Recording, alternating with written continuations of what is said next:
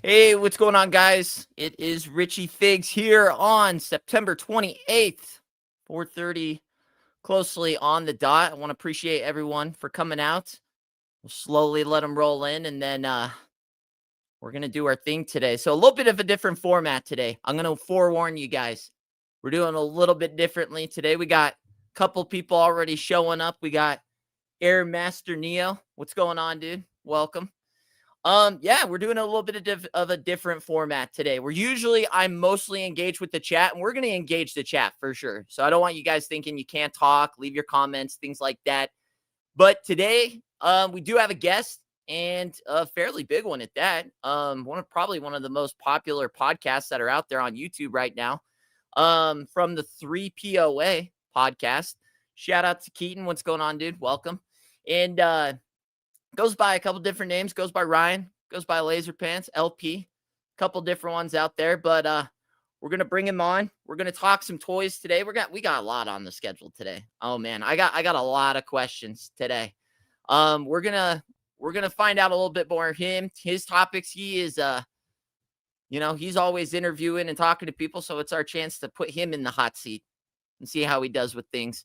What's going on, Carl? What's going on? So let's go ahead. Let's not waste any more time. Let's go ahead and bring on Ryan Laser Pants. Let's do it. Hey, what's up? Now, I'm a little concerned because you said I was the biggest, and I don't think I'm the biggest. One of the biggest. Are you the biggest? Listen, I've been trying to work out and eat healthier. Okay, I see where you're going. Trim down. I'm kidding. Not what I meant. No, but I get what you're going. No, thanks for having me on, man. I've been watching your channel for a little while, and I like it. I like the mostly the Street Fighter coverage because I like two really cool action figure lines that are currently out that are Street Fighter. So going at it kind of right now. Seems like it. It seems like they're fighting. A little bit of a war. Spoken war, unspoken war. I don't know. We'll talk about it. We'll see what's going on there. But tell me about, for those that don't know, just give a quick introduction about you. I know you started. Now, what do you say to those that say you're a COVID major channel? Is that I started YouTubing before COVID. So they're saying you're a COVID channel. That's okay. They could call me. I don't care. I don't think that's a slight, but just to be factually correct, I started YouTubing before COVID. Now, the 3POA channel itself is newer.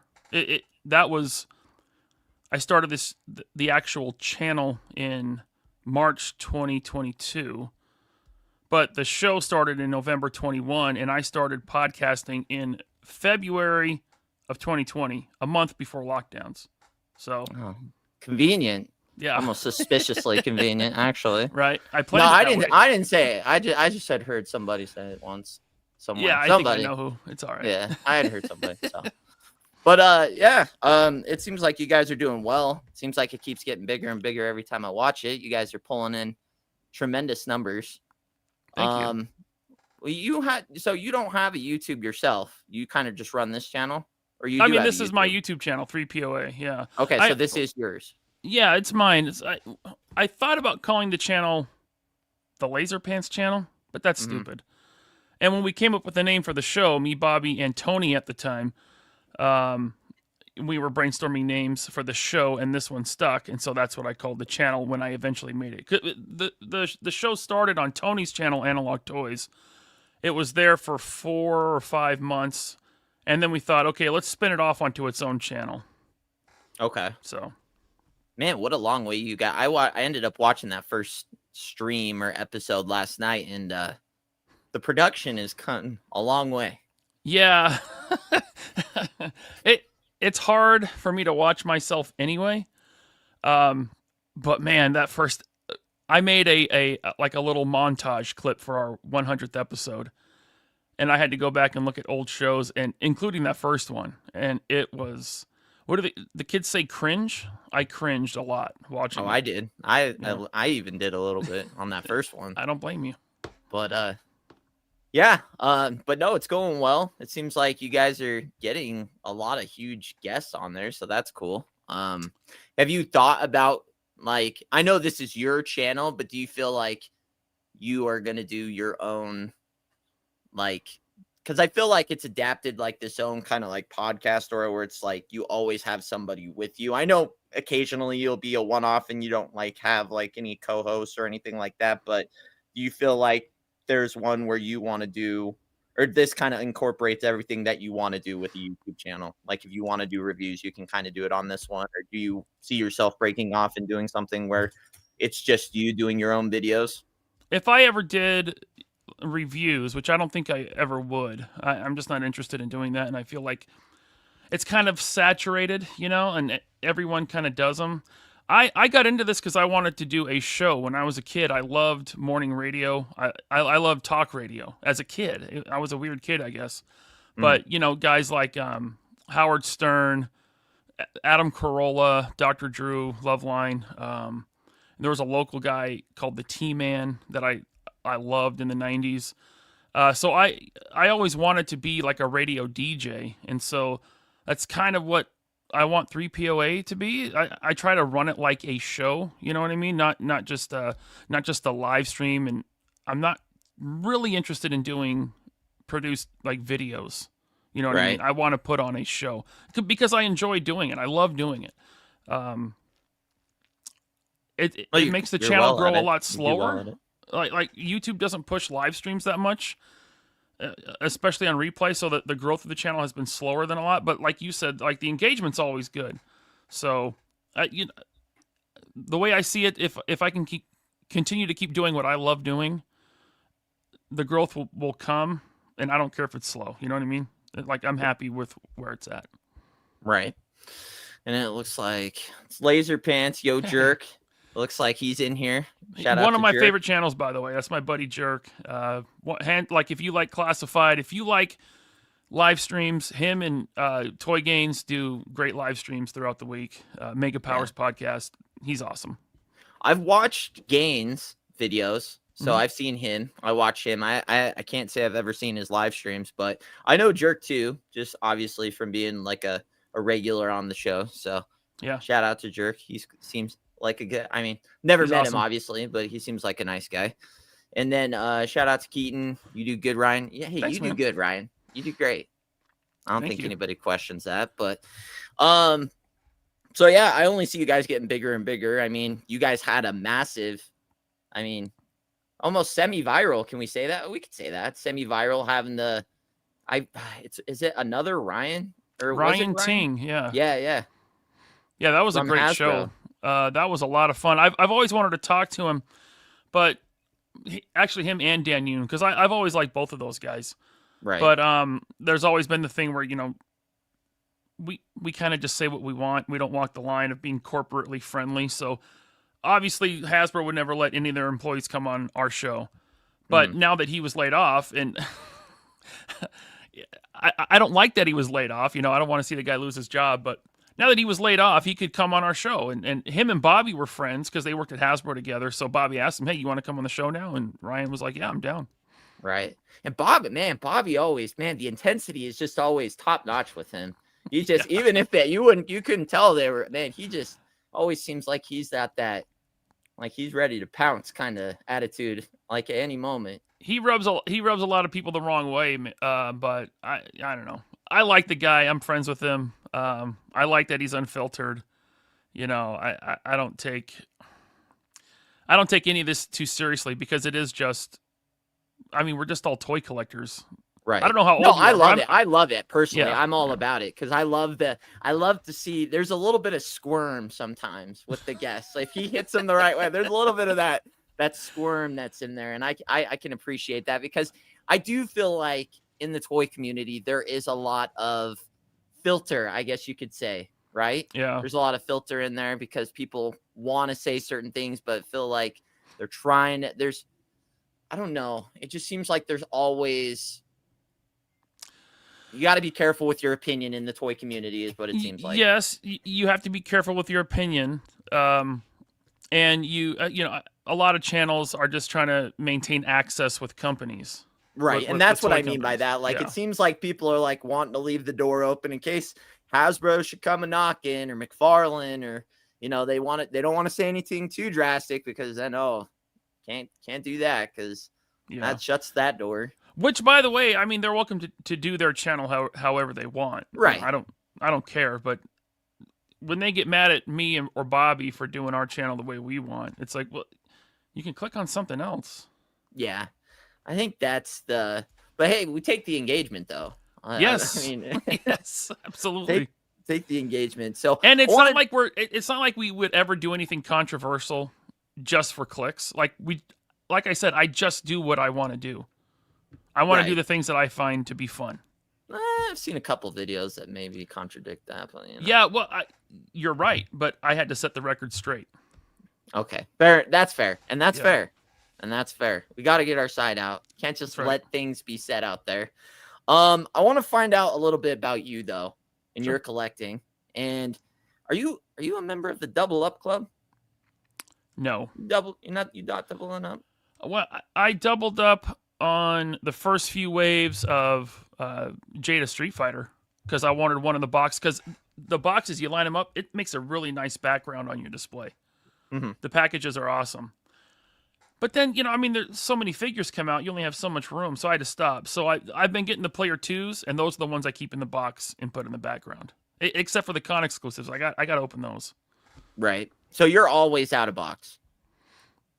Almost, except for Jada. Okay. They're the everything exception. I open, yeah. Okay. They're the exception, not the rule. I was going to ask, I guess, is there ever been figures where you're like, oh, I got to get two of that, though? Army builders? Yes. Outside of army builders. Like a figure was so good that you just wanted to appreciate one and then open one? Or it's just, is that kind of like the whole Double Up Club thing? You're just not into that? I have one Vader that came on a retro card that I keep in box, and it's over there by my Black Series Darth Vader helmet. I have a few of the Valiverse, 1 of 100 chase variants that I've kept in box. But I want to open my stuff, so if there is one I want to keep in box for whatever reason, then yes, I guess I am in the Double Up Club, but not for everything. Like not far everything. From it. No. I would say, are you a dentist or a doctor? No, I'm not. Okay. No. So with that being said, is toy hunting officially dead? Are we past that? Are we just pre-orders only now? I feel like I'm sick of watching these toy hunts because they never find anything. And if there's anything good, they don't stock it enough. I think there's this big misconception out there that people are like, oh, scalpers bought. No, they really just aren't stocking enough anymore. I really think you think there's some guys sitting there buying like, I look at the prices and I'm like, there's not scalpers scalping these. There's no margin to be made. So no it's margin. like, is toy hunting dead? Is it dead? I would think almost. I retail wise. I'm not going to count comic book stuff and like little shops and stuff like that, like retail, mass retail. Like Target, Walmart? Walmart's yeah. been dead for me for years. Like the Walmarts in my area, I never find anything there. I'm lucky that there's a Target on my way to work, and it's right next to the post office where I get my mail. So I stop there a couple times a week.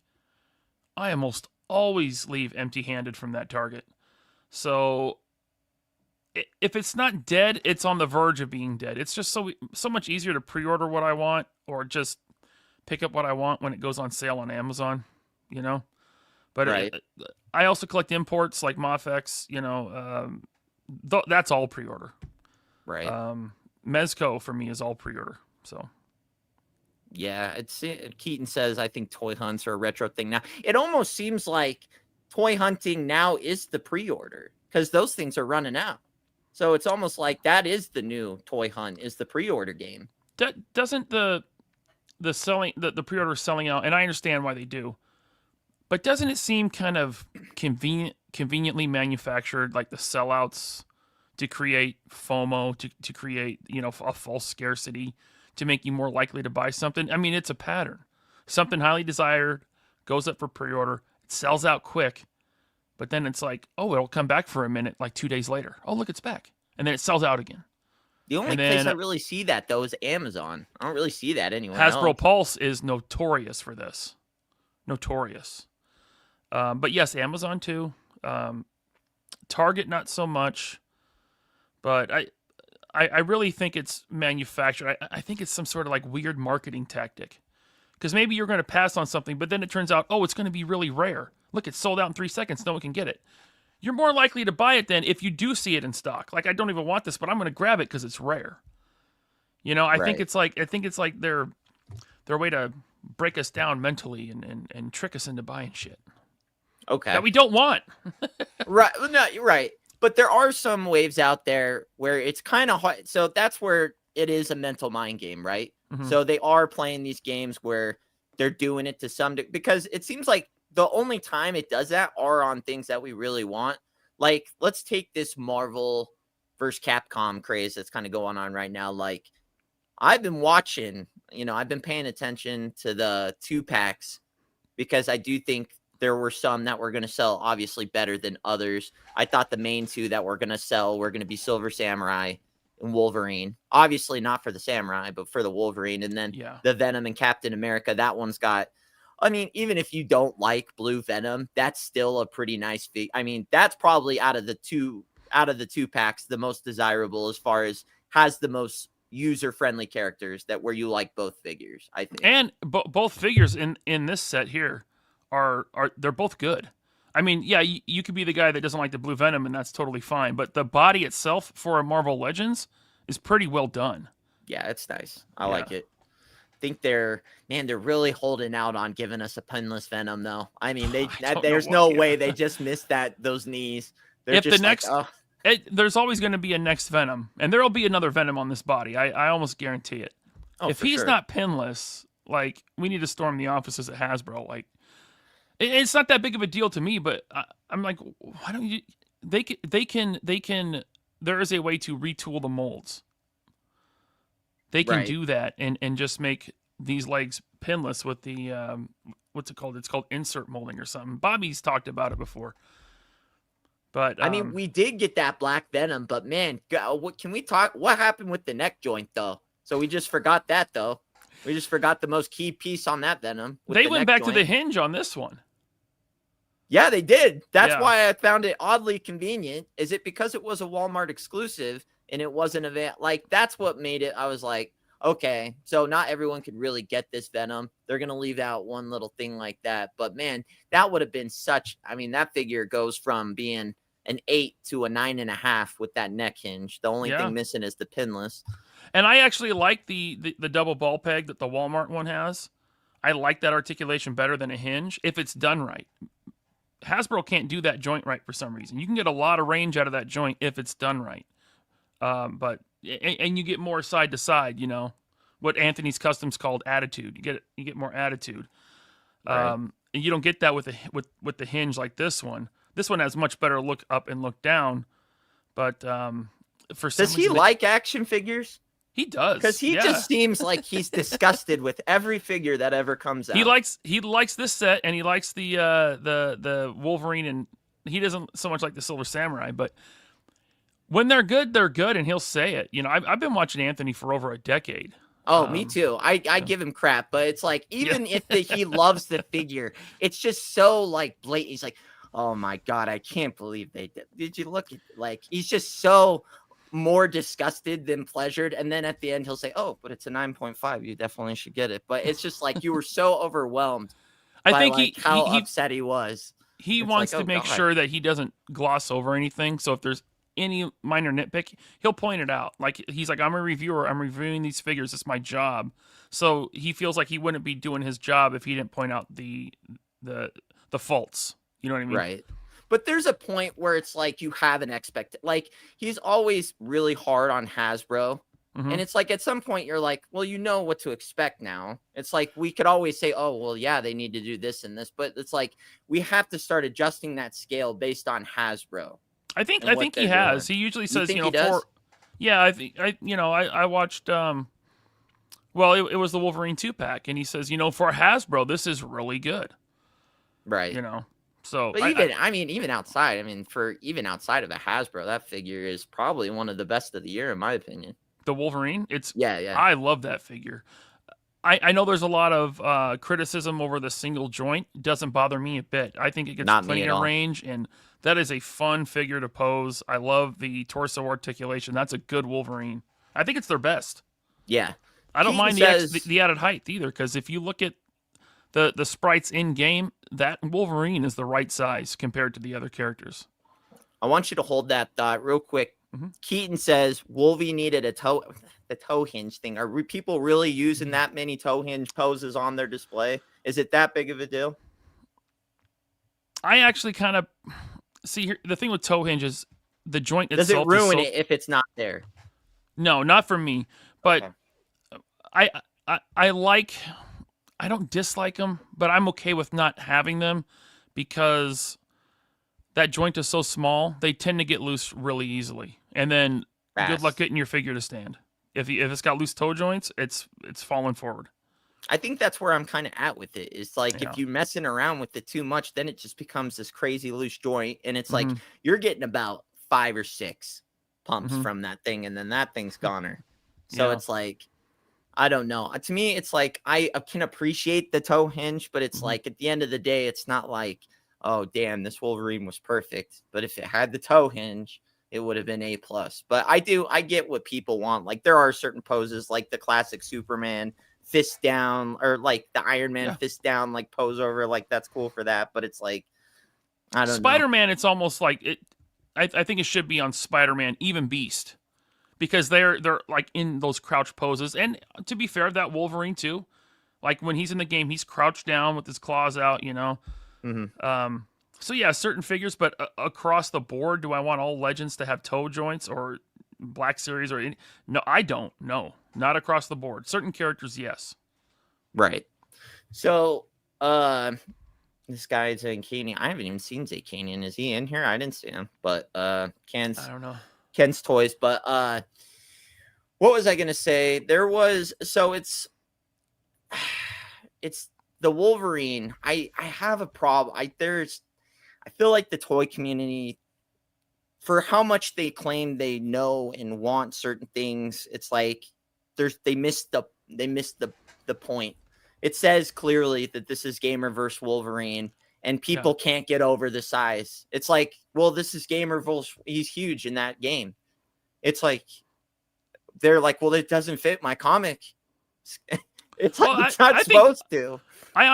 You're right, but I honestly think that's a fine criticism. Like if you want a Wolverine for your comic display, this might not be the one for you. You know what I mean? I think that's a fine criticism. But and it sounds like I'm defending Hasbro, which I don't really do, but I think it was pretty obvious their goal was to make it in line with a Marvel vs. Capcom look. They can't put that on the box. They can't put that logo or name on the box, but we know what they're going for. And I think they did good since they're going for a Marvel versus Capcom look for these characters. They did good. Right. And that's good. Go ahead. Sorry. I'm just saying that there's other good Wolverines in that suit in the line. I have them all because I'm a psychopath and I buy every Wolverine they put out. But yeah, anyway, that's all I got. I do. Yeah, no, I agree. I buy pretty much every Logan actually, the only Logan I didn't recently buy was that one where he was in like the black suit. It was like kind of like an all black suit. Yeah. And it was not even a masked head. It was just like a Logan head. Yeah, that's the ninja Logan or the samurai Logan or whatever they call him. Ninja, yeah. Yeah, great body. Like, yeah. But yeah, that was one of the Wolvies where I'm just there. Yeah, but yeah, if you never read the the comic series he's from, with that look, then that's an easy pass. Yeah. Right. Maximum series. A lot of people hate it. I think it's fine. I think I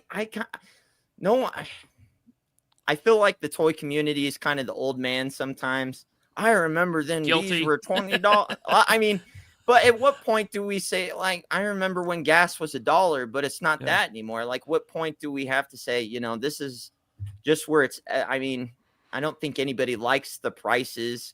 But I mean, Maximum series, Ultimate Edition figures, I like the series personally. The Hulk was a big miss. with the head sculpts. I think that's why everyone, if that would have just had 3 great head sculpts, I think that thing would have probably sold as great as the Spider-Man did. But well, where are you at on Maximum here's my series? thing.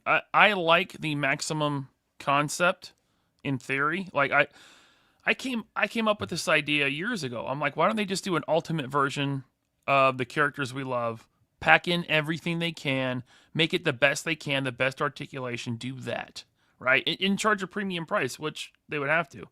I wasn't thinking it was going to be a $50 Spider-Man with, half of the accessories are lame. So I would be fine. I mean, I buy Mafex Spider-Mans, which are $90, $100, I would buy a Marvel Legends Spider-Man if I felt the value was there. And on the one they did, I didn't think it was there. I didn't buy it. Now, Jersey Maniac sent me one. Thank you, Jersey Maniac. And I think the figure is good. It's a good Spider-Man. It's the best Marvel Legends Spider-Man. I just don't think it's $50 good. And I felt the same way about this Hulk. I passed on this Hulk. I'm not against, $50 or $60 Marvel Legends, but they got to have the value in the box. And I don't think they've done it yet, including the upcoming Deadpool. So I didn't order that either. I passed on Deadpool. I passed on Hulk. I did pick up a couple Spider-Mans, but that's where it's kind of like, I don't know. I just felt like that one was going to be on the shelf for a while. So, yeah, with Maximum, you can't do B, C, D list characters. I don't think it's going to work. So they're going to run out of stuff to do in Maximum pretty quick. I've heard they're going. Yeah, I've heard they're going to do Thor. That's a biggie. Thor is usually a peg warmer. That the last good Thor they did was the 80th anniversary Alex Ross look for Thor. He sat around everywhere for a long time. Yeah. That figure's hella expensive. I know he is now. Yeah, and that's how it goes, right? Like, it'll sit around, it'll be on clearance. As soon as those clearance figures clear out, then it skyrockets. But like, if they do a Maximum Thor and he has a nice wired cape, he's got his, Mjolnir, and it's got the spinning effect, and he can look all the way up for flying poses. He has some lightning effects, all that. I could see paying $50 for it. That might be my first Maximum figure that I buy. But like I said, Thor tends to peg warm. So we'll see how they do. So is he not A tier?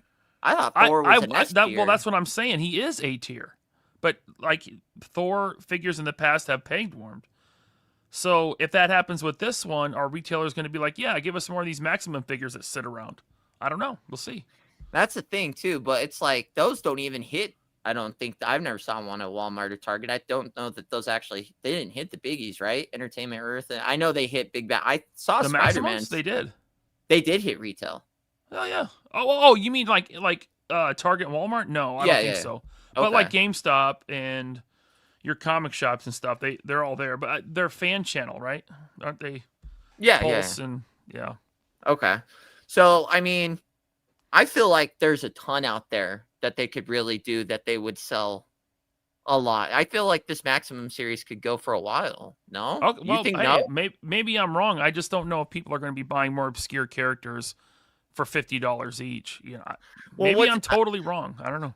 I feel like if we got Cap, Thor. I mean, if they did a Venom or Green Goblin, I feel like could get if they hit I feel like there's characters that are technically B tier, like in the series. Well, everyone you just named has been in a live action movie, so I would consider them A tier. Right. Yeah. But they're also part of the main story, so it's like you couldn't really tell a lot of those stories without them. But it's so but there's certain characters that hit that niche spot with collectors, though, right? So it's like even a character that to the common person would be a B tier with them, like Green Goblin. If you said, hey, to the normal person, what do you think about Green Goblin?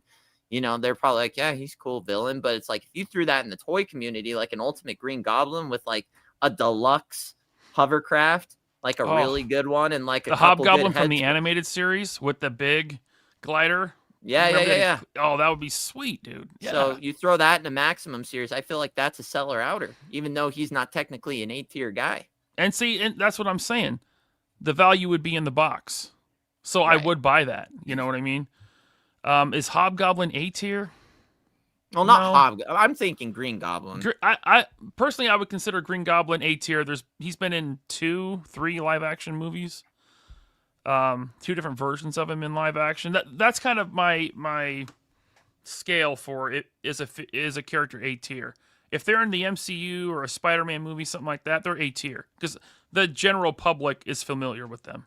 Is Rhino A tier? Because I don't feel like he's A tier.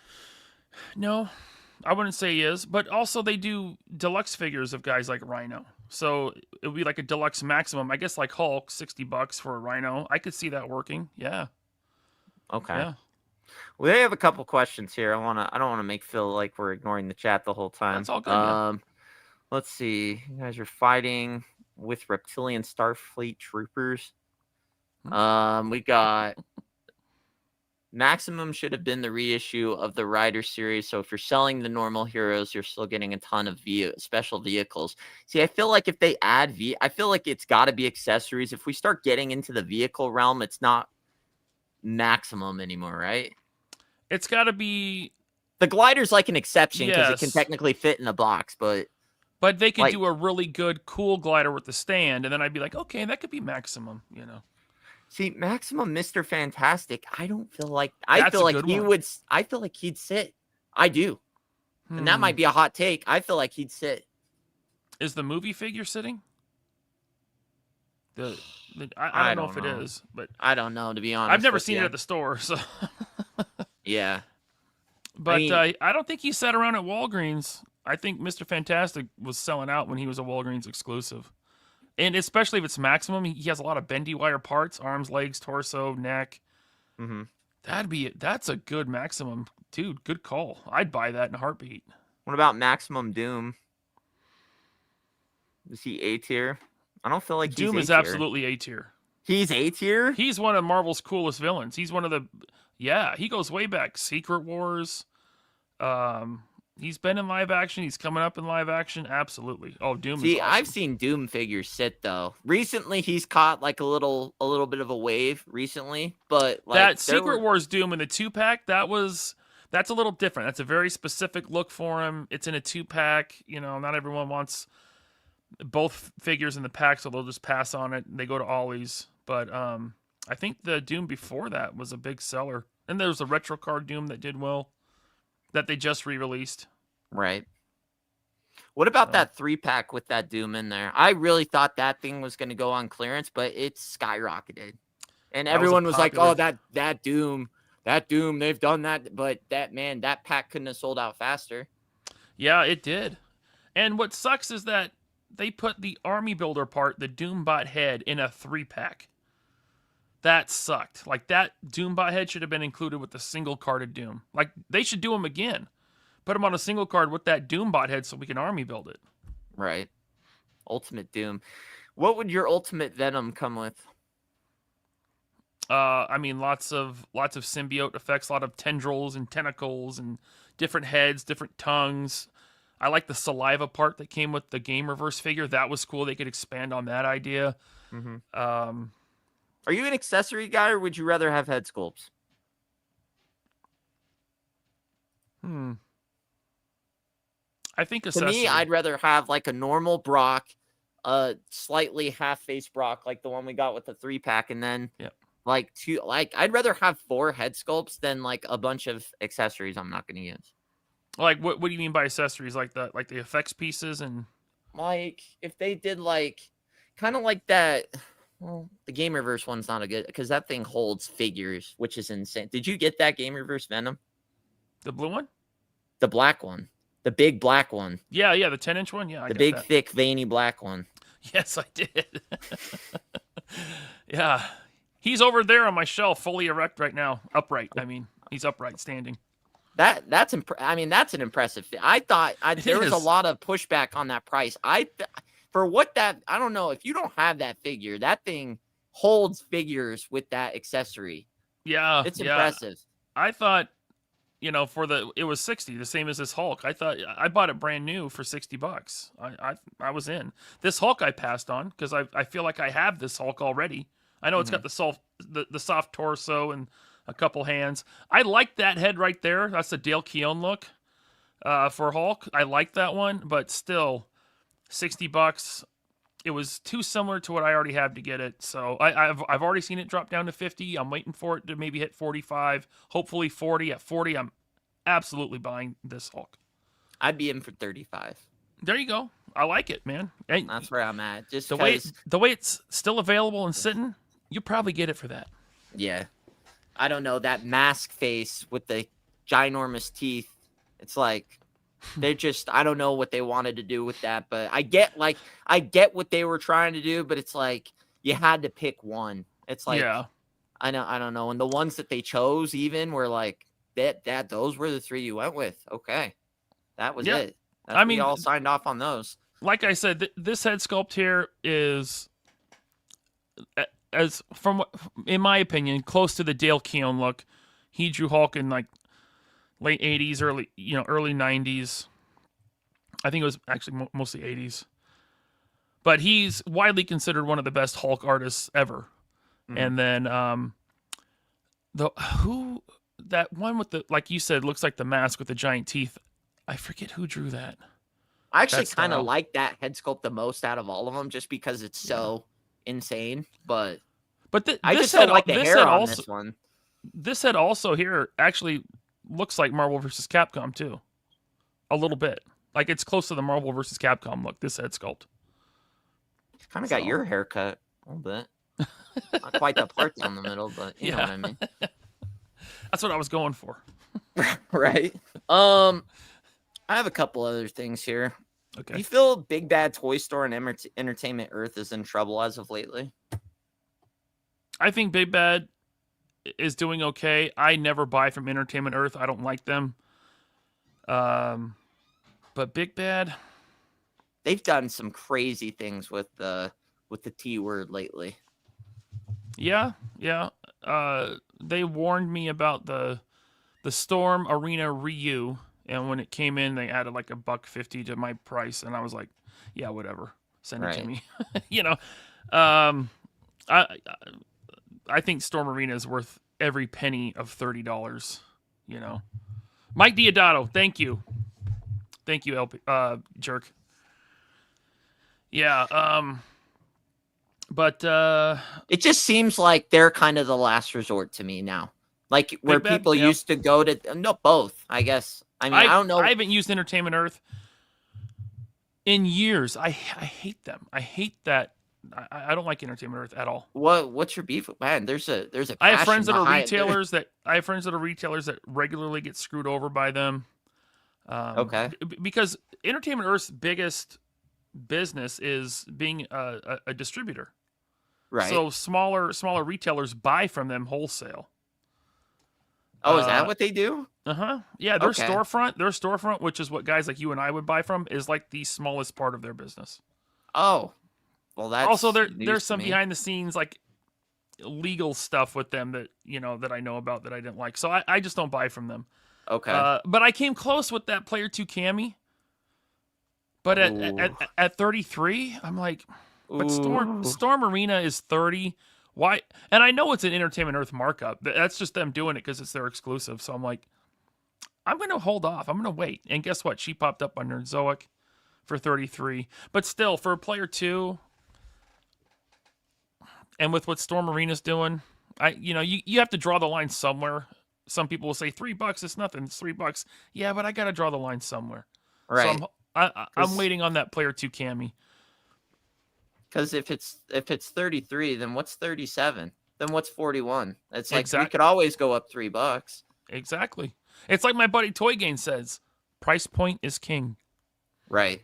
Well, I think that's a perfect segment to get into one of the juicier topics in the toy realm right now. Storm and Jada. I've heard a lot of them already. And we haven't even actually gotten to that segment yet. So I think that's a perfect time.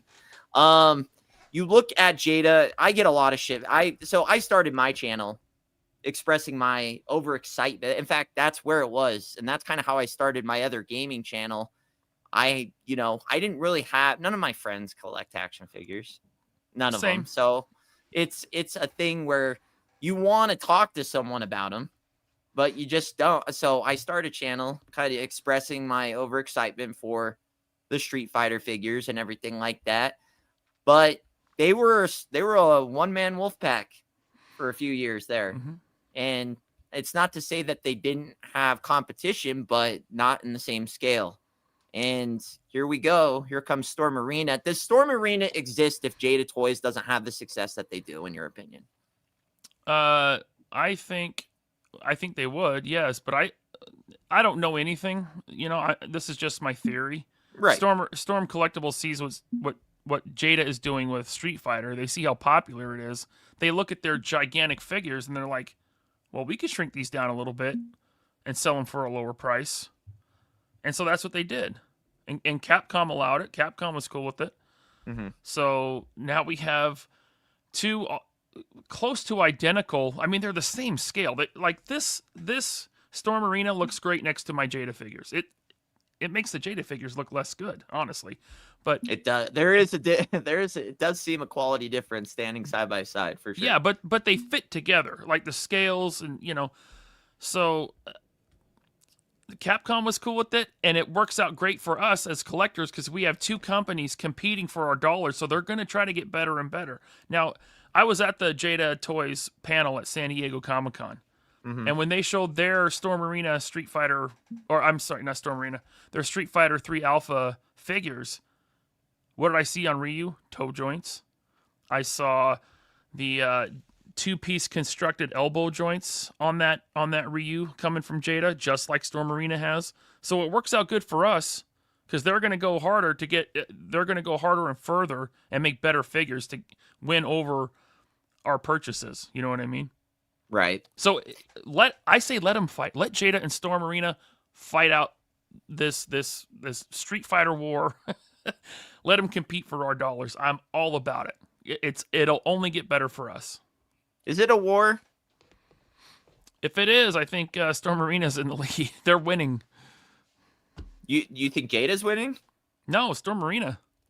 Really? Because So a lot far- of people, everybody's argument is that Jada has put out almost the entire roster of Ultra 2. Is that enough? They have a to 3-year win? head start. Is it 3 or 2? 2. They have 2.5. They have a big head start. So now my one concern with Storm Arena is that they won't finish the game they're working on. So they started with Street Fighter 3 Alpha. That's a tough roster for any company to complete, in Sure. all honesty. Sure. And Storm Collectibles is not exactly known for completing games, I should say. They never finished anything for Mortal Kombat in the 8 years they had the license. Or 7 years, something like that.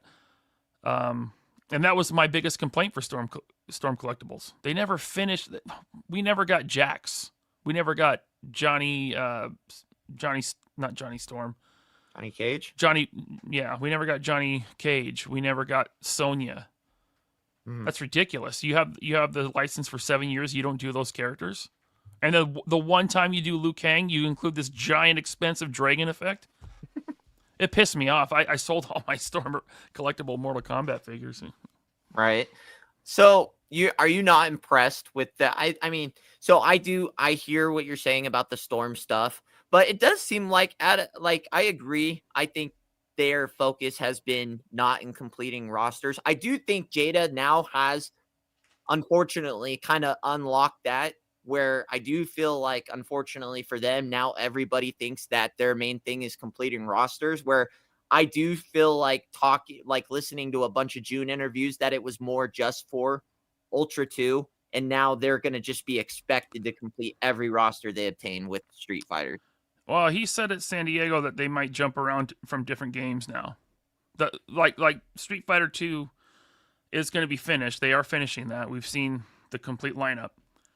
But I don't know if it was in the panel or after someone's interview, but he said they'll likely start jumping around from different games to different games. I feel like that's a big problem. I feel like that's how you get in the Storm issue, where you're just dabbling and all. I mean, that's kind of where Hasbro is, I guess, ultimately, but there's so many more Mhm. teams and universes and things like that. But like, I feel like if you start, you could lose interest fast. I feel like if you're jumping around too many rosters, because it's like, well, when are they going to get back to this one? Especially now, when collectors like me, I've been collecting since, forever, like 1995. So you've never stopped. You just kept going the whole time. There was a couple points where I stopped collecting for a year or so. Mm-hmm. But no, I've been pretty much collecting toys since I was 14. Okay. But our shelves, our toy rooms are full, or over full, and so and companies are making better and better figures competing for our money, and so I've made cuts. People are gonna be making cuts. I think it's gonna be harder to sell. I don't think I'll ever finish another Street Fighter game besides Street Fighter 2. Like, that's going to be my Street Fighter display. Okay. But we'll see. What we'll see. Keep pumping these out, Storm. Like, I love this Ryu. I love the Ken. I'm looking forward to the Sagat. They all look awesome. Mm-hmm. So, do you ever pay? Is conveniency worth the pay for you, or are you okay waiting? Like, you can obviously, like, the Ken and Ryu have been available forever. If you bought from Hong Kong retailers, they've been available. Or do you wait for Big Bad Toy Store to finally do whatever they're doing over there? Yeah, no, I'll wait for Big Bad. I don't overpay to get them early. Never. Okay. It's not worth it to me. Okay. I feel like that's a luxury of the non-reviewer, like, not common collector, but you know what I mean? Like, someone that doesn't have that. I feel like that's where, unfortunately, in the review space is a problem, is if you're not one of the dudes that get it out pretty quickly, there's not a lot of room left on the plate for people to, like, oh, let's watch a 9th review on this. It's like Ricky Bobby, right? If you're not first, you're last. If you're reviewing figures, you have to overpay to get them early if you want people to watch your video. Right. So it is a bit of an investment. I mean, I do agree, like, certain businesses require a little bit of investment if you want it to really do what you want it to do. And then eventually you get to I don't feel like it's forever though, right? Because like Anthony Customs, other bigger YouTube, The Amazing, like there is a space where people are looking, like, eventually for their specific reviews, where you do get to that place eventually where it's like, okay, I don't have to have it right away. They're just looking forward to my review of it. So yeah, I think it's harder to get there now. Anthony and The Amazing started when YouTube was very young, and I think that was a big advantage for them. Right. But can that still be done? Yeah, I think it'll just take a lot more work. Congested. It's a congested community right now. It's hard to do something in the community. I look at a lot of channels and I'm like, damn, man, there are so many that are trying to do what you're doing. I mean, I'm still trying to do what everybody else is doing, and it's hard as hell. And I think there's a certain frustration, and it's all a mental game, because you'd be shocked at, like, the videos. I'm sure you've experienced this, where you brought on a guest where you thought, oh, this is gonna kill, and then it's like doesn't do the numbers, and then a video where you put probably the least amount of effort in just blew up, and you're like, oh, okay, that's fun. Absolutely. That's why I just try to do what I want to do, what I think is fun, what I think I'm going to enjoy. And the numbers fall where they will, Right. But I also push myself to do a better show, so. But still, yeah. If I'm not having fun, I'm not going to do it, Yeah.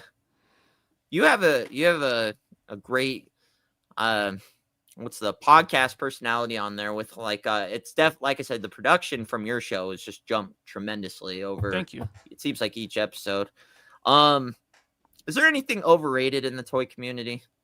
That might be a vague question, but do you feel like there's something that people, like, it doesn't have to be not a person, but like things that you see commonly in the toy community that you're like, that's overrated. That doesn't matter. Overrated? Can it be like a toy line? Sure. Anything from Super 7. Although that's not, it's not overrated, because most people shit on Super 7. Yeah. I think appropriately. Anything overrated? as much as a fan as I am of Mafex, I think they might be a little overrated, especially at the new prices they're coming in at. I think that's a great take.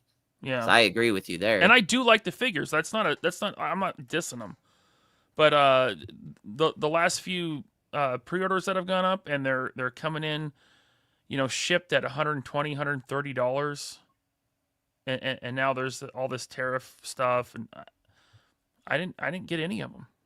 Right. That's too much. They priced me out. I was fine at 75, 80, 90. Okay, 100 is pushing it, but 130, 135, nope. Can't do it. Yeah, that's premium. I mean, why I'm almost just make the jump to Hot Toys at that point. Jeez. Man, if I had the room. Right. So I brought up Jose's because I'm losing. I pay extra for figures early, and I'm not even posting reviews. I mean, some people just have that itch, man. They want the figure. They just want to be one of the ones to have it first, and I can respect that. But Yujiro Hanma, Storm Arena, Baki Hanma. Do you follow that line at all? Are you in on anything else Storm Arena besides the Street Fighter? Or Oh, yes. I don't know what Baki is, that whole thing. But I think I pre-ordered all of them because they look so awesome. And I'm like, the price point is spot on. And I got friends in my ear like, oh, it's good. You got to watch it. You got to watch it. Right. So hopefully I'll get around to watching it soon. But I haven't pre-ordered just in case, right? Right. So I did what our friend Jose over here did, $80 to get it from Hong Kong. And then that video couldn't have tanked worse. So it's like there's the Yujiro. Oh. And that figure, their scale, I pay attention to their scaling because that figure does not scale to what that character is. It's a little bit smaller. His head's a little bit. So I'm almost wondering if they're like, I'm going to just give them the benefit of the doubt that maybe Baki has its own, but it's like that character being 6'3" is not even taller than the Guile from Jada. Really? So I get a concern. I mean, it's a great, obviously all Storm Arena figures are great. Their sculpting, their paint work for the price. I mean, not the price I paid, but the price that you're getting from the Big Bad Toy Store once it ships, like great figure. But I have concerns already that Storm is starting to losing. Third figure in, a little under. I mean, it's not tremendously underscaled, but it is underscaled. At least in my opinion. I mean, obviously there's people out there that don't think so. But I mean, I'm talking we're smaller than Guile here. I'll get Baki and I'll mess around with it. And by the way, I pre-order them through Big Bad. So if I get Baki, I decide, I'm not into this, then I'll cancel the rest of them. That's why I haven't pre-ordered it. It's nothing to cancel them. Yeah. Well, I noticed Big Bad's starting to do. They want a little money down now on some of these, like if on it's some of the high end stuff. Yeah, they want a little money now. They're not big fans of the cancel the pre-order anymore. It sounds like once they see that pre-order's about to ship and you get that message, I'm sure they get a big wave of, oh shit, don't have that. Well, that's going by. I would say, hey, Big Bad, I'm not a big fan of your $2-3 markup you put on your figures over other retailers. So that's what I would say to them. That's true.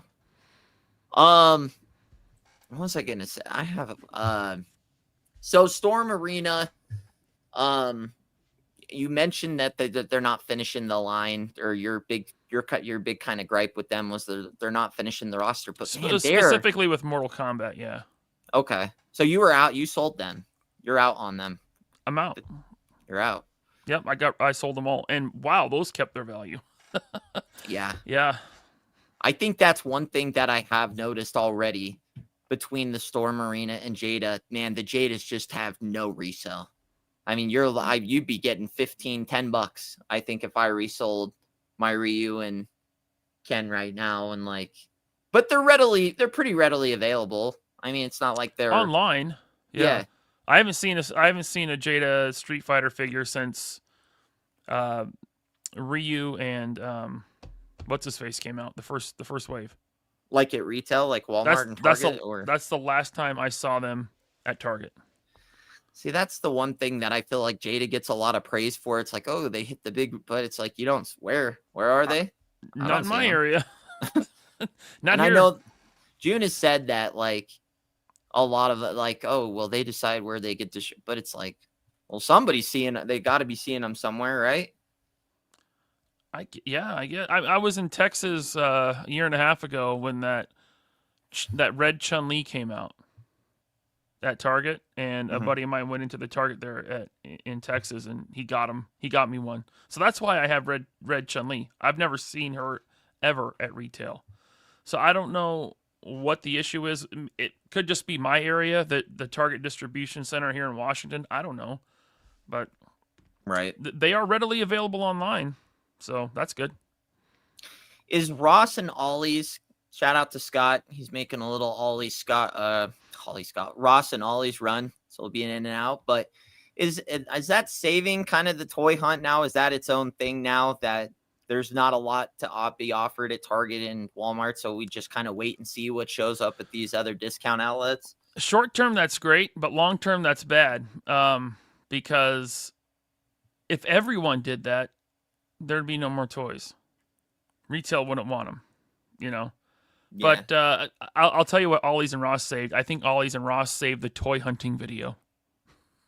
Because that's what all the toy hunting videos are now. Hey, I went to Ollie's and Ross. Look what I found, Right. For $5. Like Scott, he's finding Black Series R5D4 for $5. Yeah. Scott, yes, I want a $5 R5D4. So what lines are you in on right now? So you're in on God. Marvel Legends. You're in on Black Series, it sounds like. Are you in on Turtles? Are you a Turtle guy? And if you've answered any of these questions, I apologize. And I'm sure you've mentioned these in live streams and stuff. But for those that don't know. I'm not all in on anything. I was all in on Jada Street Fighter, but I'll pass on that Player 2 Cammy, if I don't get it for 30. I pick and choose Legends and Black Series. Black Series, I buy Jedi and original trilogy figures, some clones, but they've oversaturated the clone thing. There's too many clones. A lot of clones. I'm out on almost everything NECA. I'll pick up the Sesame Street figures as they come out because those are really good. Mm-hmm. I pick and choose from Mezco, Mafex, other import companies like InArt, LPZZ. It's a lot, dude. What's your NECA beef? Just not a fan of not a fan of the licenses? It's not that I'm not a fan. I like what NECA does. They have good figures. I'm really burnt out on Turtles. I do collect some Turtles. The Mezco Turtles especially, like that's if I get rid of everything, like that would be the set of Turtles that I keep. I just feel like I see so many different versions of Turtles, and then Casey Jones, and then Bebop and Rocksteady, and then Shredder, and I see him now, and I'm just like, yeah. It's too much for me. I wasn't into the cartoon as a kid. I didn't like it. I like the movie, so I have the movie figures. The movie line is pretty much done. What else is there to do? The Eastman and Laird comic line was great, but at some point you have to draw the line. I can't buy everything. So it's not that there's a beef with NECA's figures. I like them. It's just too much. Right. Are you a horror guy? You don't collect any other horror stuff? None of it, no. None of it, okay. Well, I mean, the Alien franchise is horror, so I have some of their Aliens. Okay. Okay. And but no Predator? I'm not a horror movie. I'm not a horror movie fan at all. Okay. Any Predators or just Alien? I used to get a lot of them, and I pared it down to just the movie ones. Not even Predator 2 movie. Well, I have one of those, but I pared it down to like basically one small shelf. I got Dutch. I'm trying to keep it to movie stuff, like the comic book stuff and the video game stuff. It's too many Predators. It's too much stuff, So right now, I've been collecting so long. I have so much stuff. I need to curate the collection and bring it down. I got too much stuff. You know what I mean? Right. Real quick on a side note, I know we already. Oh, by the way, Scott, I'm okay. I appreciate it though. I got too much stuff, and I'm telling Scott to get me a $5 R5D for it. I did see a King Kong, I think, that I was like, I've seen this one guy that's really entertaining on the shorts that's been doing a lot of the Hayatoy Godzilla stuff, and it's almost got, I don't even care about Godzilla or King Kong, but he almost got me like, his energy and enthusiasm for it almost has me like, oh, maybe I'll take a look at one of those, but I don't know. It's interesting how different creators can inspire that. Yeah. I mean, I didn't have any interest in Baki at all, but Same. you know, if the figure's that good, and because I'm such a fan of what they did with Alpha 3, it's like, well, I gotta take a look and see what the hell these are about. But real quick, Wonderfest coming up. Are you in? The reason I ask about these specifically, so there's this purple Ken, and there's a bluish teal Ryu, but they have screaming head sculpts. Are you in on these? No. If BBTS puts them up? No. Nothing. No, I mean, because I'm so deep into Jada, you know, and I've gotten the player 2 and player 3s from Jada. Okay. I don't need a second game with player 2 characters. Like for Storm Arena, I'm keeping it just the player 1s. Okay. Ooh, they're really good. Oh, man. I know they're good, and I like the Screaming Head, but again, space is an issue. Right. Money is an issue. You know, I'm not. Oh yeah. I don't have a limited funds, so I'm passing on player 2 stuff from Storm Arena for now. Like these two are an easy pass for me. Okay. If they do something wild with a player 2, then maybe I'll get that one. But for now, I'm saying no. Okay. So I saw someone say you were a Jada hater. I don't know if they were being sarcastic or if that means you're like are you team it sounded like, are you caught in the middle? What's going on here? I keep hearing a little bit. It's like, well, I like both lines a lot. If they think I'm a Jada hater, they haven't watched my channel, because I praise Jada and what they've done. I yell at Hasbro to do Marvel Legends more like Jada does Street Fighter. Right. I think Jada's great. Yeah. I honestly, I am against all that's choosing sides on this. I think there's room for both. Stylistically, they are different. Now, I do feel like there's a little bit of a quality difference between the two. I don't know how Storm's working their magic over there to make these figures the way they are with the price that they are. But you are seeing that Jada has recognized that, and they are going to be doing some things here with their Alpha 3. What do you think? I honestly think that Jada, I don't know that they can afford it. I think that there's a lot of people that don't understand the financials of these toy companies. I mean, it costs, they might be in over, I mean, I have to think they're over in 50 grand on just those prototypes for Alpha 3. That's a big chunk of money to throw away and just throw that away. Yeah. Jada has absolutely, I mean, I have Jada figures, Street Fighter with the, sloppier paint apps and stuff, which I have not seen from my 2 Storm Arena figures. They are clean, man. Quality's great. But there's been little nitpicky things with Jada Street Fighter. But just because I can point out those criticisms doesn't mean that I don't like them or I hate Jada. I think they're doing great, man. I like what they're doing, man, Right. So the reason I ask is because, like, I don't know. I just feel like the price for what they are, I feel like that's, I'm trying to find the right words to put this in. So June, obviously, I don't know if you noticed, you were at San Diego Comic-Con. Did you talk to June at all? No. Okay. Didn't even try. I just assume toy companies don't want to talk to me. Oh, really? I mean, I've had the Mondo guys on, and of course Bobby. Yeah, I mean, I was friends with Bobby, but yeah, I don't know. I didn't go up to him. I didn't say anything. Like, for what? So is your outlook, you feel like every company hates you guys, or? Well, I just don't think they want to work with people as outspoken. Right.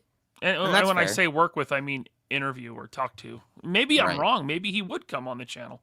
I've never tried. Maybe he would talk to me at a con. I've never tried. Yeah. Well, I almost felt like there was a little bit of I don't know. He just didn't seem to have the same pep that I've seen in other interviews. And I'm sure that was disappointing. Their whole story is they were already developed. They had already chosen Alpha 3. And I'm sure Storm had already chosen their line. And that was just bad luck, unfortunately. At the end of the day, I really feel like that whole situation was bad luck.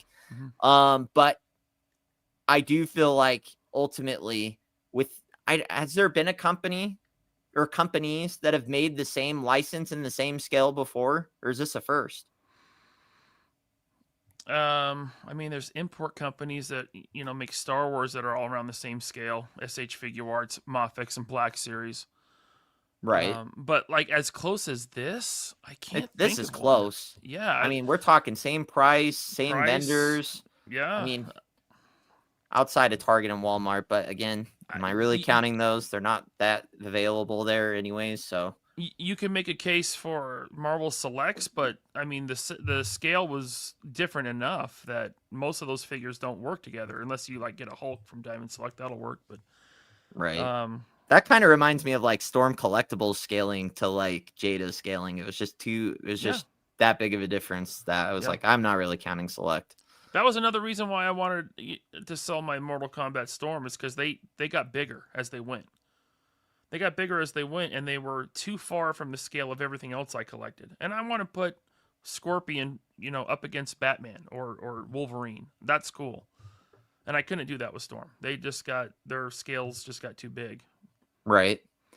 My whole reason is I don't know that they want those questions. Like, when you don't think they're like, oh God, are we just going to get bombarded with Storm Arena questions? Because we're talking about they are not only creating the same property, they unfortunately are creating the same characters from the same game and everything. Yeah, exactly. So it's like their first three. It's like Ryu, Charlie, Chun-Li. Those have already been announced. Ryu's already out for Storm Arena. Charlie's not too far away. It's like, that's where I'm like, ooh, it might be worth a pivot. If I were them, I mean, granted, Target gets their stuff. Walmart gets their stuff now. So for Jada, their customer is Target and Walmart, mostly. Okay. So those figures are going to sell from their perspective. But then from the retailers, that Ryu might sit around for a long time if collectors are picking up this guy from Big Bad and Amazon and whoever else sells it. Right. But and not to mention, I think that is so. That thing is so far away. Not to mention, because I don't know if you've been paying attention to the Storm Arena release date. They've already got 10. I mean, I'm under this impression that Storm has heard the criticism. I can only go with what I've seen. I don't know. They could still be the same old Storm. I give them shit all the time for just, it's like their stuff is always available to anywhere as long as it's not the United States. They get their whole deal that they signed exclusively with Big Bad Toy Store couldn't have been a worse decision, in my opinion, as well. But is that how they got into the States? Well, I've seen Storm. I used to see Storm collectibles at GameStop. Yeah, they signed this big deal with Big Bad Toy Store that they were going to be the exclusive retailer and that they're not going to be pushing them out to Entertainment Earth, Amazon, GameStop. So that includes Storm Arena then, is what you're saying. Right. Like I'm sure they're like, I don't know how these other like Nerdzoic will probably get Storm Arena to some degree, and like they sometimes show up on Amazon by third-party sellers and things like that, but it's like that their big thing is like if you cannot pre-order a Storm Arena outside of like an AliExpress or like the random, third-party sellers, you can't get these things anywhere else. So, well, if that's the case, then Jada will likely do better. If your only option is Big Bad Toy Store, I mean, I'm sure there's collectors out there that they'd see him at retail and they buy him. They're not even aware of the whole online world, like online, like outside of Amazon, Mm-hmm. So you might just get people that are, oh, that's a cool Ryu, I want that, and they pick it up at Walmart and they go home and they don't even know about the Storm Arena. That's a thing. But yeah, it seems them picking Street Fighter Alpha 3 was an unfortunate coincidence for them. Not to mention, Storm is going to be at a different spot. They will almost be like where Jada is now with their line compared to because you got to realize Jada hasn't even announced their second wave for the second half of the year yet, which makes me think they are pivoting. Mm-hmm. because Could be. I mean, if they don't get these pre-orders out by this first week, they're not going to hit 2025. Yeah, you're right. And Yojo Jerk just sprayed up. Yeah, there it is. That's a good point. I forgot about that. The NECA figures were ugly, but those Soda Street Fighter figures for the time, even somewhat now, those were awesome figures. That was a great line. Sculpts are awesome. I've heard they're quite fragile now. Obviously, Oh, I'm 'cause of sure. Oh, age, yeah, but yeah. but I heard that was a thing back then. And even I mean, God, NECA is pretty fragile now. Yeah, I mean, yeah. forget back then. Like NECA is definitely, you got to be pretty careful with those things. I mean, and they kind of have that McFarlane problem. I don't know what goes on with the joints where they're just so effing tight that they just snap right off. I don't know what's going on with that, but they For got to NECA, fix for a that. long time, NECA, every NECA figure is fully painted. They put paint all over their figures. Well, for a long time, paint was getting on the joints and then drying, and so you'd pull it out, and the paint was stuck, and you go to move the leg, and it would snap off. Right. You know, that was a big problem with NECA for a while. Somewhere around like 2020, 2021, I noticed I'd open up a NECA figure, and some of them would have lube like coming out of the joint. Like you could see like liquid, like an oil coming out of the joint. So they started doing that to prevent breakage. Okay. But yeah, NECA has gotten better with their QC and the brittle plastic. It's not that it isn't a problem anymore, but it's not nearly as bad as it was 10 years ago. My Vega was pretty loose. I don't know if you had that, but my Vega, I don't know if it was just too smooth, but I felt like my Vega was like, God damn, we're like right on the edge. That it's not loose, but it's right on the edge where it's like, if I move this just a few more times, it's gonna be right there. You're talking about your Jada? Yeah. I didn't notice that on mine. Okay. But that was just mine.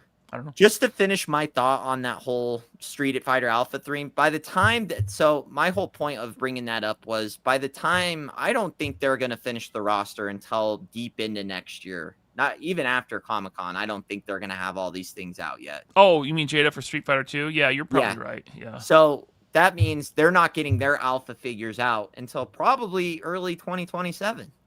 Unless all of a sudden they can get more than 3 figures out per quarter, or two figures out per quarter, whatever they're doing. It's 6 usually for the year.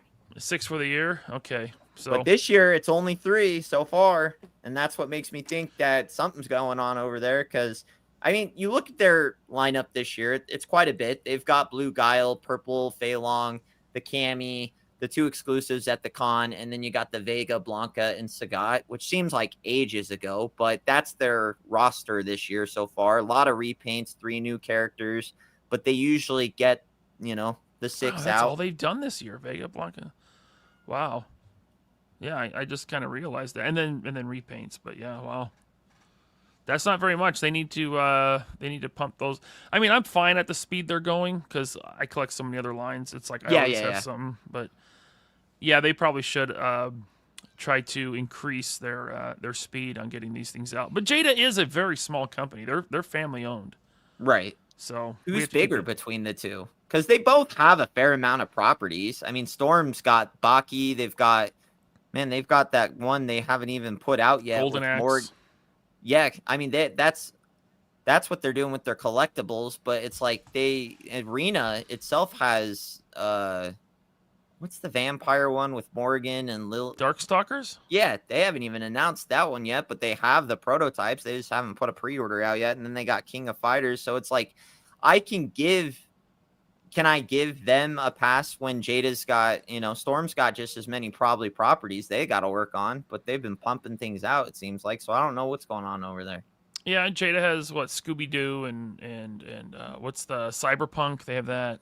The mascots, Frosty the Snowman. Yes. Oh, that Frosty. That when they showed that Frosty and put $50 on it, I'm like, who is this for? And why is it $50? Because I saw it at Comic-Con. It looked, it's fine, I guess, if you want a Frosty the Snowman figure. I don't, but 50 seems crazy.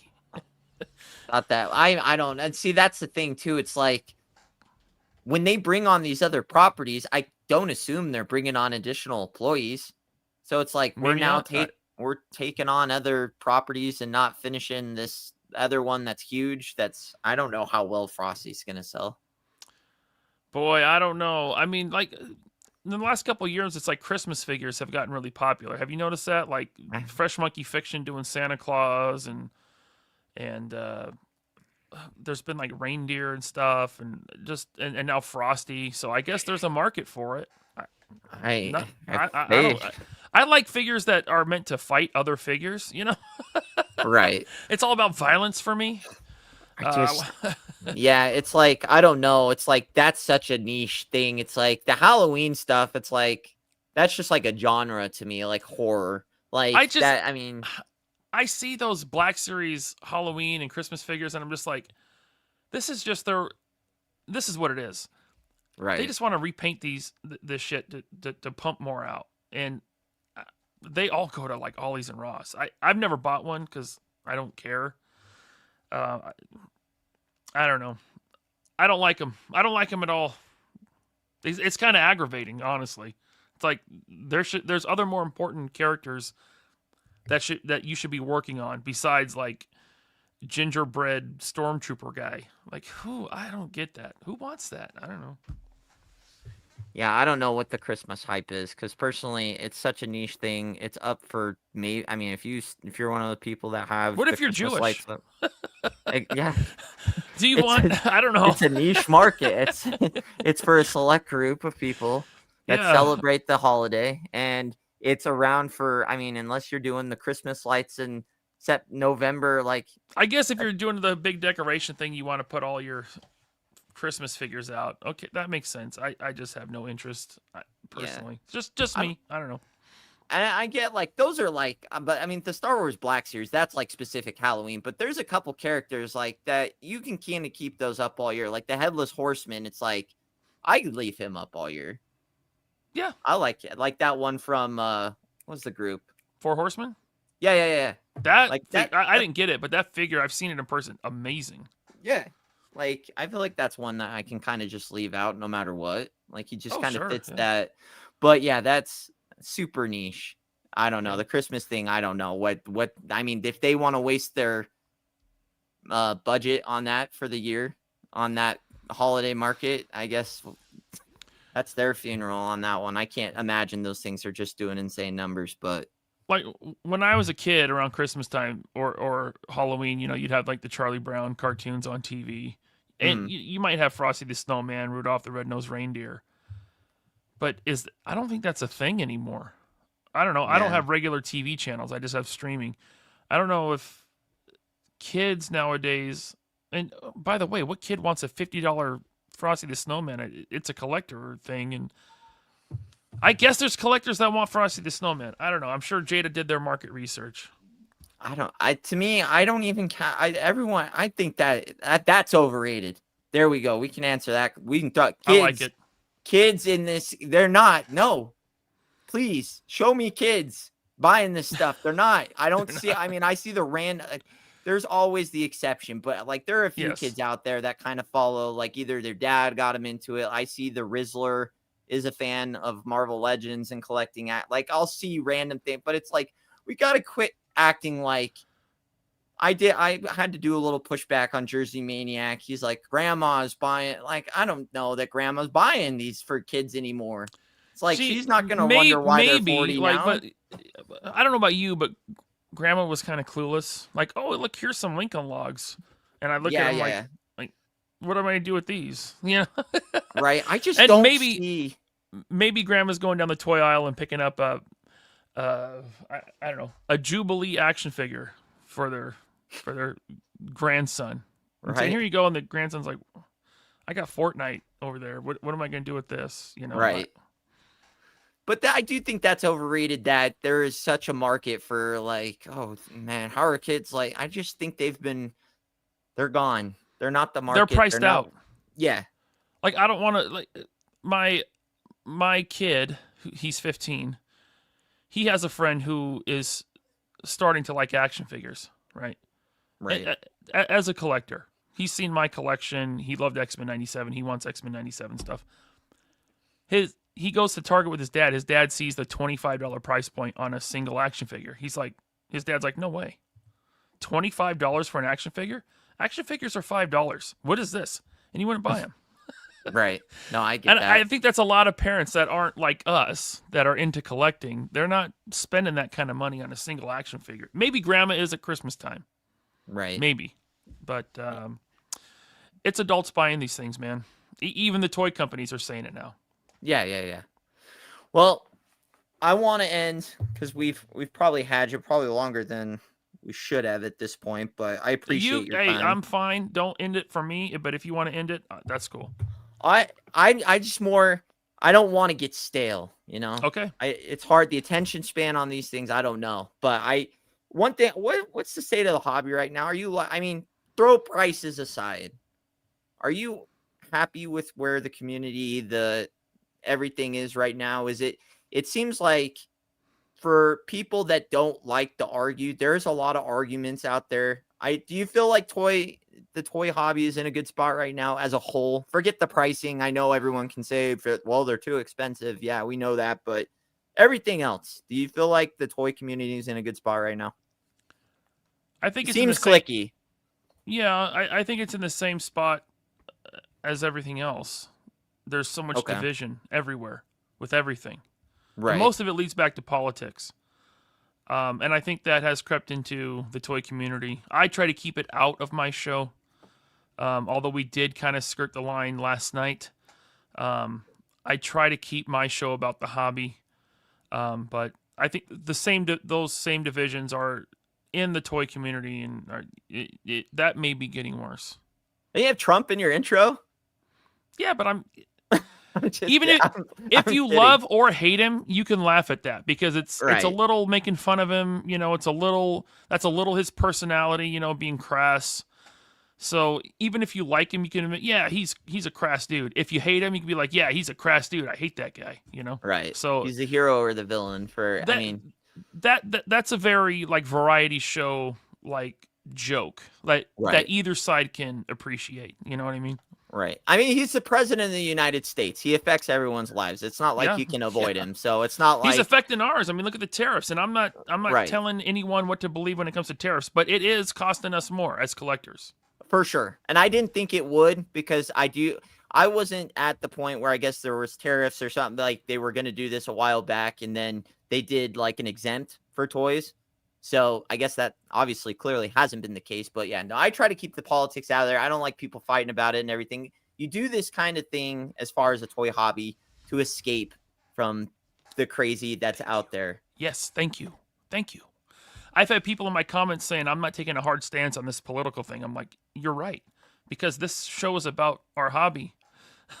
It's about toys. I'm not going to tell you who to vote for or who the bad guy or the good guy is. Come out, watch my show, and let's have fun and talk about our hobby. Let's talk about toys. And we can have fun shitting on them, too. That's okay. Oh, for sure. Yeah. Don't take me shitting on a toy personally. It's not about you, guy that collects that toy. You know what I mean? I'm just having fun here. Right. And one other thing, too, I don't know. Man, you can ruin somebody's day by saying you don't like something, and it's like it's just an opinion, man. I know. I don't get I got people telling me all the time, "Oh, Mezco sucks. They look like Mego dolls. The heads are too big." I'm like, yeah, I can see your point. I like them. Okay, right. You know, but man, it's crazy the feelings. Like there, like I can say that there is a passion. Like at least there's the passion that people really enjoy these things and everything like that. One other thing I forgot to ask you when we were kind of in the Marvel, what can Hasbro do? Because I feel like that's also over. To a degree, I just think there's a lot of optics in the financial that people don't understand with the contracts and everything. That's like, why are they wasting their money on it? Because they are in a contract and they probably have a certain amount of figures they have to do every year, regardless if they sell or not. They've told Disney that they're going to make a certain amount of MCU and they have to. It's not so much they're great sellers. They just have to do it. And I also do think that there's a lot of things about the sculpts too. Like you deal with Valaverse, you know that you probably know that there's budgeting behind this. Certain sculpts cost more So it's like, do you want Wolverine to be this much better, or do we have to put? I mean, if we make Silver Samurai that much is as good as Wolverine, he's going to cut into our budget that much more, so somebody else doesn't get it. It's like, Yeah, I mean, Hasbro's a tough one because as much as I criticize them, the guys actually designing the figures, they have a strict budget they have to work within. right, And that's put on them by the guys upstairs. They're bosses, and us on this level, while yes, we can interact with the marketers and the designers at cons and on YouTube, we can ask them questions and ask them to do things differently. At the end of the day, they're answering to their bosses who are answering to shareholders. So I don't know. It's like a lose-lose. And I don't hate Marvel Legends. It's one of my favorite lines to collect, and I've been collecting it since day one, 2002. So any criticism I give to Marvel Legends is out of my love for the line, because I want it to be as good as it can be. It just sucks that there's massive corporations that are controlling all of this, and it's all about the bottom line and paying shareholders. But when they do good, I'll say they do good. What's the answer? I don't know. I don't know. right. And I think that's something that's not I think that was a benefit to your interview with Ryan from Hasbro, is like, people don't know that there's so many hands digging into the same pot. It's like, we're not going to let you do that. You can't do that. I think the reason why we don't have butterfly joints that go forward through the chest on Hulk is because of guys at Disney that say, no, don't do that. You can't cut up that sculpt. So what do? They give him the rubber torso. And now people have that, and some people have had it rip or whatever. That's not something that you can yell at Dan Yoon about on Twitter and then it changes. Right. I mean, you can yell at him about it, and maybe he can have some input, but that came from Disney. So that's why we don't have a Hulk that can do that, unless you get the squishy body one. And now we're seeing issues with that. So, all right. And I do think there's tactic. I mean, they just can't put out the best Venom, because then where do they go from there? They just can never do another Venom. It's like they have to do things like leave out the neck joint and keep the knees pinned and things. Because it's like, if they did a one-all be-all with these Maximum that everybody thought, it's like, so there's nothing else. That's it. That's our last Spider-Man. Yeah. Carrot on a stick. And that's the way I think that's the way it'll always be with Legends, because that's why the line continues. I don't think, they can't do CD, Z-list characters because they've already done 800 Spider-Mans. There's always going to have to be a Spider-Man in the line every year. There's going to be some version, multiple versions, because the last three members of the Inhumans and all these obscure cosmic characters, and that's not going to sell the line. That makes the hardcore collectors like us happy, but they have to appeal to a wider audience that maybe only knows the MCU, or maybe is just coming in. They're casual. Maybe they're brought in by X-Men 97. So, and that's one thing I think too, also, that as collectors will not understand, is like, why haven't they done that last character it's like, well, they have to also see a return on these investments. Yes, it's going to appease the comic book fans but usually, like, you see a lot of this comic book wave line, like, these are niche characters, I guess, to say, to some degree, but it's like, at the same time, it's like, they're team completers. Right. And I don't think they're selling well because they're not super popular. You're probably right, but credit to him for putting out Rachel Summers' Phoenix, and credit to him for putting out Farrell, and these more niche characters, because they know the hardcore collectors want them to finish teams. What I hate, and what I think is inexcusable, is when a team is almost complete.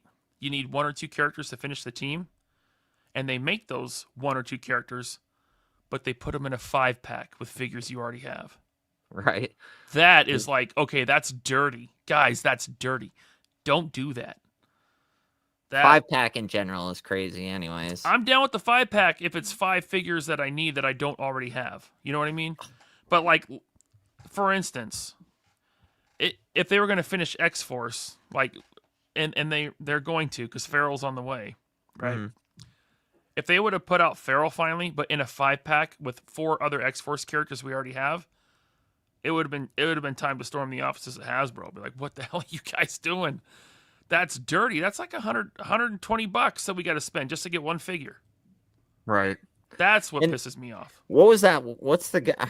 And I'm not well versed in like the deep. I don't know how deep it is, but like I know like the main for most like lines. But what's the guy with the big helmet that was in that 5-pack that everybody really wanted? He came with like the black suit Spider-Man and like the pig hog head guy. And Oh, he had a big helmet? no, not that character, but the main person of I feel like of that 5-pack had like a big helmet, like a winged almost looking type helmet. I don't remember, dude. He's got a silver. I can't think of it, but that was like the last 5-pack that I remember. Whatever that 5-pack was. Yeah, it had. I remember that 5-pack. I just remember the symbiote Spider-Man and the boar. What was his name? Razor something. Right. Razorback, Silvermane. No, Silvermane was the android body old guy. What is that guy's name? I can't see. Not Strife. Strife was in an X-Men 5-pack. No, Strife. That is it, isn't it? Yeah, he was in the X-Men 5-pack, not a okay. Never mind. He's Cable's he's like Cable's clone. Sorry. From like a different dimension. I don't know. I forget. Yeah, it was Pretty Boy, Vertigo, Strife, and Zero. That was a pretty good one because those were all characters we needed. They had done Strife before, but he was super hard to get, and he was like $100 and some odd on the aftermarket. Right. So putting him in a 5-pack with Random and Zero and what it was Pretty Boy, right? Pretty Boy was one we needed for our Reavers. That to me that was a good 5-pack. And dude, it's still been on clearance. I think those showed up at Ross for like $25. Yeah, it's on sale right now, even at Big Bad. But see, that's what I'm saying. It's like people want, like the hardcore community wants to see that, but it's like you throw this thing on a Target or Walmart shelf, no one knows who these guys are. I would say 95% of people. Yeah, you were absolutely right.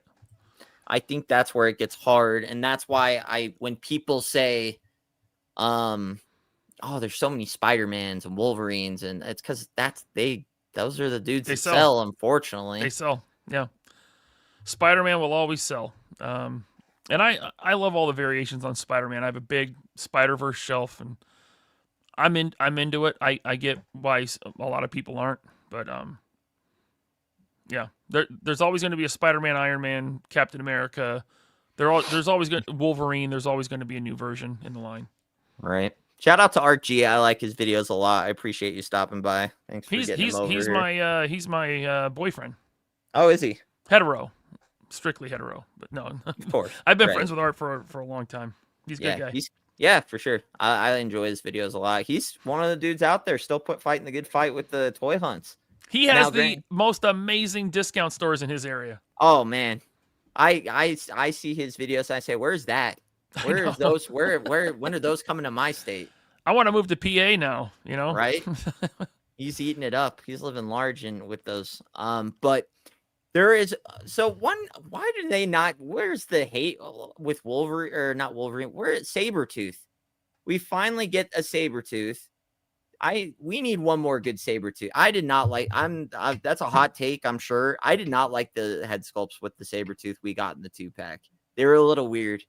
I don't know why. I feel like we're due. Like, I'm thinking the Marvel Select Sabretooth when I think Sabretooth. I don't know if that's more the animated series Sabretooth, but I like that 2-pack Sabretooth, but there's definitely room for improvement. Absolutely. And I would, actually Sabretooth would be a good one for a maximum figure because he's so big. There's so much you can include with him. I wish they could do blood effects, but we have third-party guys that make a lot of that stuff, and I have some of it. It's great. But yeah, definitely some improvements could be made to Sabretooth. For now, I'm happy with the 2-pack version. I just feel like he's kind of like, to me, he's the Venom to Wolverine, and they just don't show him the same type of love. I feel like, I mean, God, but they've put out some real, like, that super. I mean, there's some definite bad versions, I guess, of Sabretooth. They put out some stinkers, man. Like that skinny Sabretooth guy that I just don't like. I'm like, okay. That was like his first appearance. Look, his first appearance was in an Iron Fist comic, and that's like the way he looked. They couldn't give that figure away. I think they're still sitting at a couple of Archie's, Ollie's, and discount stores. Like, that thing was just. But I do feel like I'm shocked they don't try to get him out more. Is like being I know Wolverine, but I feel like that's like his. Do you not feel that way? That's kind of like the main dude, like his arch nemesis, or no? It is. Well, yeah, I think it's definitely Wolverine's arch nemesis. That's his Joker. You know, if he's Batman, that's his Joker, right? I don't know why they don't do more Sabretooth. I'm in for like one more really good comic book look on Sabretooth, and no animated series. I would take an animated series version. Hell yeah. Right. Hell yeah. I'd take a big monstrous looking Sabretooth. Sometimes he's drawn really huge and exaggerated. That would be cool. Right. Anyway, hey, what's up, 796? Good to see you here, man. He's part of the Marvel vs. Capcom roster, isn't he? Sabretooth? Yeah. Yes. Yes. Is that next? Oh, hopefully. Do you think that could be? That would be cool. You think they'll put him on the Venom body again? Which I would be happy with. I would prefer they go pinless with it. Right. I think or maybe it's a little small. maybe all new tooling. It's like Legends can do new tooling. They can. I would like them to have the same. To do it, but they can.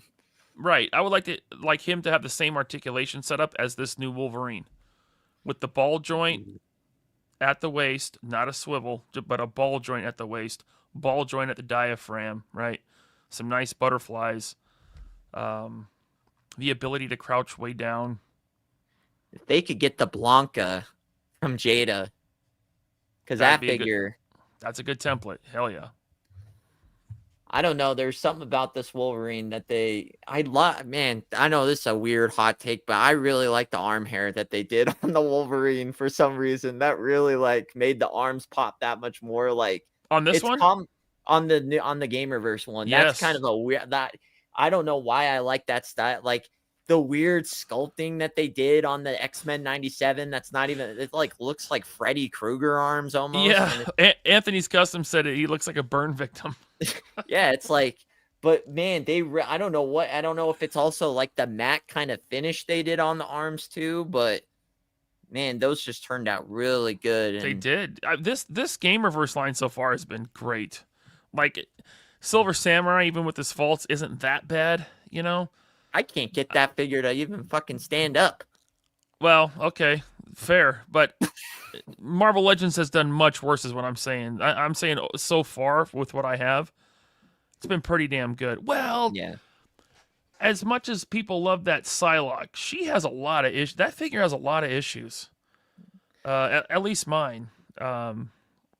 But no, I've seen other reviews with the same issues: limited range in the ab crunch and mismatched paints. The skin tones being off, and she can't look up because they didn't give her a head sculpt with the hair out of the way. Right. She looks good, on the shelf, but she doesn't move well, and the paint thing is kind of frustrating. Right. I actually like the Cheese Whiz Thanos that she came with. I know they put that out, but I like it still. Hot take on that. I bought that pack for the Thanos. Well, I didn't even care about Psylocke. So there you go. And you can sell the Psylocke now for more than the 2-pack cost. Right. What about Juggernaut? Are you in on that? Hell yeah, dude. Oh my god. Okay. Love Juggernaut. I love the larger size. I think it looks great. His chest looks a little weird. Like his chest is underdeveloped. But is he too big? Not for me. I like big exaggerated size character. I like big exaggerated size characters or sizes on characters like Juggernaut, like Hulk. That's cool. That makes the shelf, that makes your display just cooler, more dynamic looking when you have like a big monstrous dude up there. That Juggernaut looks awesome. I can't wait to get it. And I've seen some people say he's too big again, but it's like he's one of those characters. It just depends on the art style, I think. Yep. I feel like he could fit in no matter what. Yep, you're right.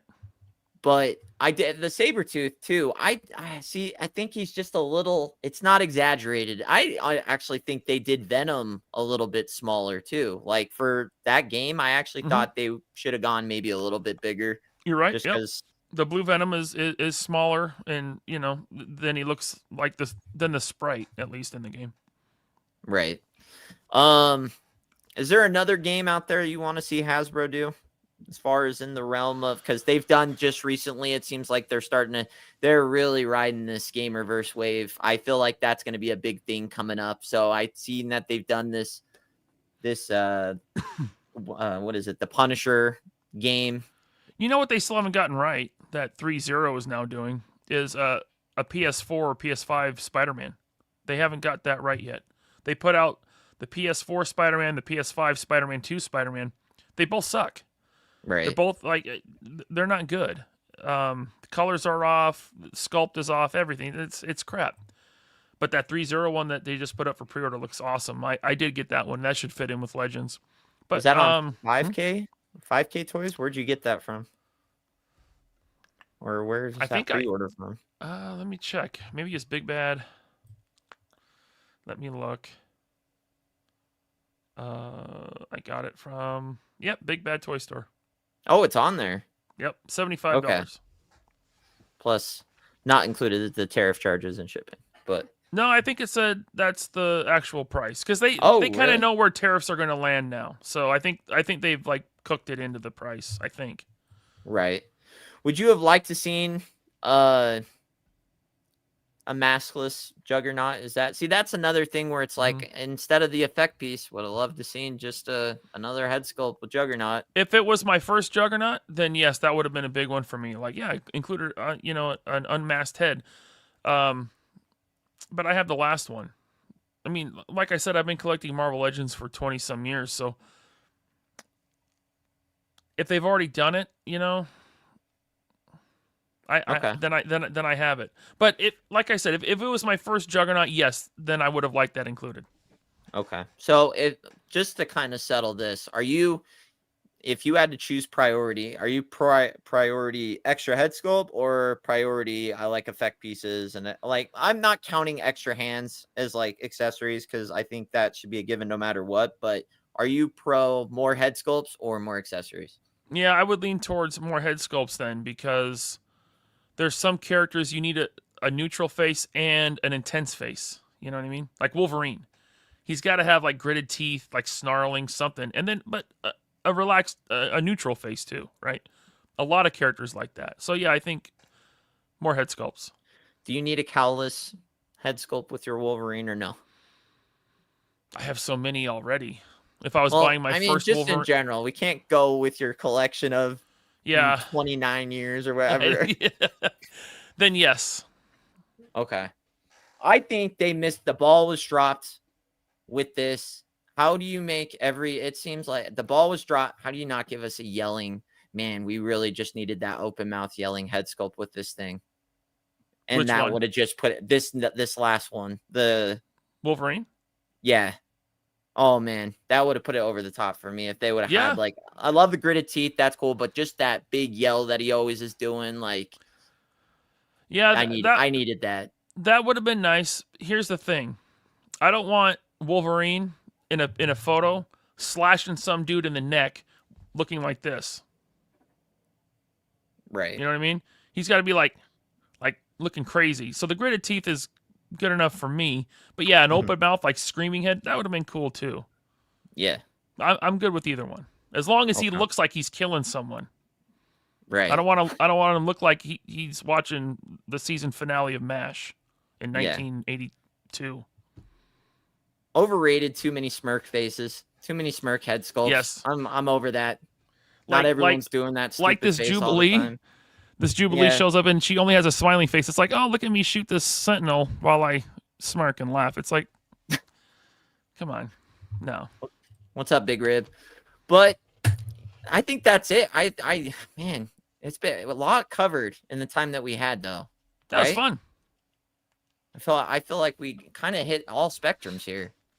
Yeah, it was a good show. Yeah, but I want to do it again when we'll let some topics build up. So I mean, it's only a day away until the next controversy that comes out in our community. Maybe a few minutes. Hell knows. Give it 15 minutes. We might have a whole new thing happening. Here it comes. Right. But on a real note, though, I do appreciate you coming on. I really respect what you guys are doing over there. Tell Bobby and all them, I think they're great. I think you guys are doing great on the channel. And I think a majority of the community really looks forward to what you guys do on all your streams. So, thanks, man. Yeah. And other than that, I mean, again, thank you for coming on. And, we'll hope to have you again one day. I'd be happy to. Just let me know. All right, brother. All right, man. Well, guys, that is going to be it. I appreciate it. Again, shout out to Laser Pants, aka Ryan. And if you guys have not checked out the 3POA podcast, I will make sure to put their link in the description to this archive when it goes live, so you guys can check out. And they've got amazing guests on all the time. They talk about figures, they review figures, they do it all. And if you missed today's broadcast, don't worry, it is going up on my channel, and you guys can miss and catch up on whatever you caught it, did or didn't catch. So other than that, again, Ryan, Mr. Laserpants, thank you again, sir. And we're signing out. All right, man. Later. All right, later.